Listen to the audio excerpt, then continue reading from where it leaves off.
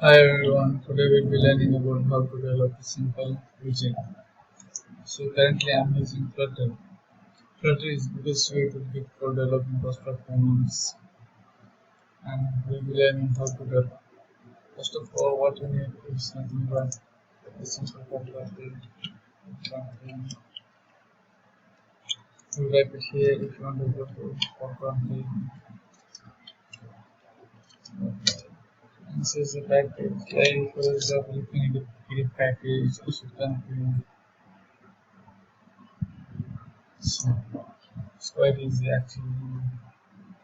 Currently I have listed this widget here. What I'm going to do is just nothing but go to class. This is a keyword for plugin button for build. What you can do here is nothing but go to check this. Thank you for watching.